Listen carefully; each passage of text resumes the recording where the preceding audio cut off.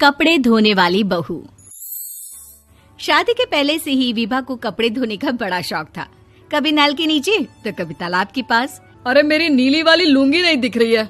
विभा की अम्मा, कहाँ रखी है लुंगी? अरे वो तो विभा ने परसों ही धोकर रखी थी आपकी अलमारी में, देखो वहीं होगी। वो ना मैंने आज धो दी, मुझे लगा कि गंदी हो गई होगी। अरे कैसे गंदी हो गई थी? उसे तो मैंने पहना भी नहीं। हे भगवान, इस लड़की के कपड़े धोने की आदत से परेशान हो गया हूँ मैं। जितना तो घर में राशन नहीं आता, उससे कहीं ज्यादा डिटर्जेंट पाउडर का खर्चा है। इसकी शादी करवा दो, शादी जाए अपने घर में ही करे काम, फिर चाहे घर के कपड़े धोने हो या पूरे गांव के। हाँ ठीक बोल रही हो, देखता हूँ मैं कोई लड़का। वो दिन भी आ जाता है जब विभा को देखने लड़के वाले आ जाते हैं। लड़की मुझे अच्छी लगी। होने वाली सास कहती है, बेटी अगर कुछ पूछना है तो पूछ लो। वैसे तो हमारी लड़की बहुत ही शर्मिली है, जो बोल दो वो मान लेती है, इसे क्या पूछना होगा। अरे कैसी बात कर रही हो माँ, मुझे इन लोगों के घर रहना है, सवाल तो कई है। हाँ हाँ बेटा, पूछ लो ना, क्या पूछना है। आप लोगों के घर कपड़े कौन धोता है? सास का मुंह बन जाता है।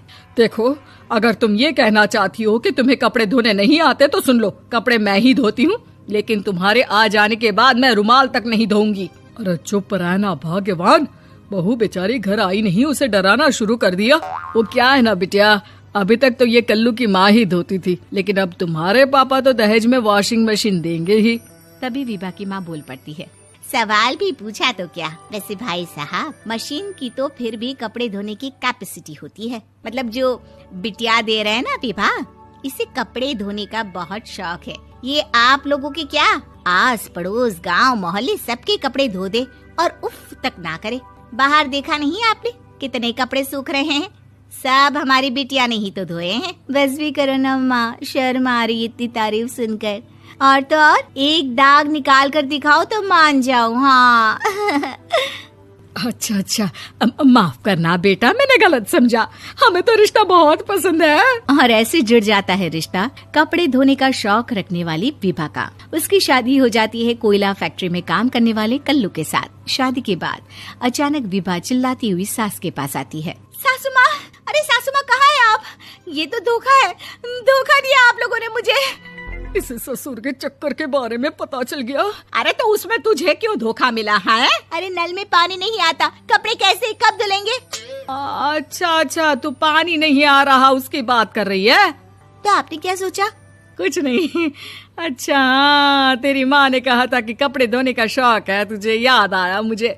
शौक बोलकर कपड़े धोने वाले मेरे जुनून को कम ना आके सासू माँ, कपड़ा धोना मेरा गुरूर है। तभी पति भी वहाँ आ जाता है। अभी मैंने इसे सनी देओल की फिल्म दिखाई है, उसी के डायलॉग मार रही है माँ। अच्छा सुन, साफ बता रही हूँ, पानी सुबह 4 से 6 और शाम को 10 से 12 आता है, समझी? विभा टाइमिंग सुनकर हैरान हो जाती है। ये क्या भूतों का मोहल्ला है? सुबह 4 बजे उठकर कौन कपड़े धोता है? 4 बजे टंकी में पानी जाता है, फिर सारा दिन धोना ना, किसने मना किया? अरे कैसी बात कर रही हैं? 200 लीटर की टंकी में कितने कपड़े धो लूंगी मैं, सुबह ही उठ जाऊंगी मैं। अब क्या था, विभा सुबह 4 से लेकर रात के 12 बजे तक कपड़े ही धोती रहती। एक रोज सास पड़ोस से निकलकर कहीं जा रही होती है कि साथ वाली कहती है, हाँ कल्लू की माँ, जरा ये बताओ कि 2 साड़ी है, 2 ब्लाउज और एक पेटीकोट और एक नाड़े वाला लंबा कच्छा। हाँ तो? अरे तो क्या, कितना लोगी धुलाई ये बताओ। धोबन दिख रहे हैं हम क्या? हमारे पति सरकारी नौकरी से अभी रिटायर हुए हैं और बेटा सुपरवाइजर है कोयला फैक्ट्री में। धोबन समझ रखा है हमें। हाय रे कल्लू की अम्मा, माफ कर दो, वो तो मोहल्ले में यही सब बता रहे थे कि तुमने बहू को कपड़ा धुलवाने के काम में लगा दिया है। सास को पड़ोसन की बात सुनकर गुस्सा आ जाता है। वो घर पहुंचती है जहां घर के बाहर ही इतने सारे कपड़े सूख रहे होते हैं जितने कि किसी धोबन के घर पर। अरे ओ कल्लू की दुल्हन, बाहर निकल। माँ जी यहीं आ जाओ, बाथरूम में चादर धो रहे हैं हम। अरे अभी हम धोते हैं, तुमको बाहर निकलो। ये आस पड़ोस वाले बोल रहे हैं कि हम बहू से कपड़े धुलवा कर उसे कपड़ा धोने वाली बना दिए हैं। अरे छोड़ो ना माँ जी, किन लोगों की बातों में आती हो? आस पास के लोगों का तो काम ही होता है कि वो किसी तरह सास बहू को लड़ा दे। बहू सारे घर के कपड़े धोती है, ये क्या कम है? बोलिए। सास को भी लग जाता है कि वो बहू का ये सनकीपन नहीं छुड़वा सकती, इससे अच्छा है कि खुद ही चुप हो जाए। एक रोज सास और बहू मंदिर जाते हैं, जहाँ सास की साड़ी वहाँ खड़ी भीख मांगने वाली से मिलती है। माँ जी क्या बात है, आपकी साड़ी उस भिखारन से कितनी मिल रही है ना? हाँ हाँ, देखो तो दोनों की साड़ी मिल रही है। क्या बात है कल्लू की अम्मा, तुम खुद को तो अफसर की बीवी बताती हो और ऐसी सिंपल सी प्लेन साड़ी पहनकर घूमती हो। सिंपल और प्लेन नहीं है ये साड़ी। तो क्या सोने के धागे से फूल बने हैं? कुछ भी सासू माँ, कुछ भी। हाँ, बने थे इस साड़ी में सोने के धागे से फूल।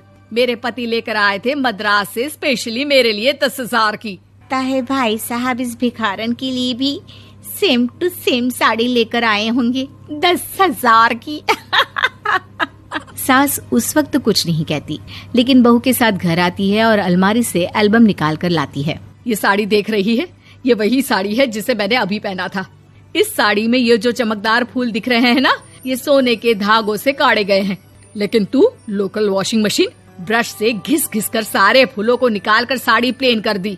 मुझे माफ कर दीजिए सासू माँ। और तो और, जब मैंने तुझे तेरी गलती के लिए कुछ नहीं कहा, लेकिन तूने तो सबके सामने मेरा मजाक ही बना दिया। क्यों? बहू को समझ में आ जाता है कि अब से उसका कपड़े धोना बंद।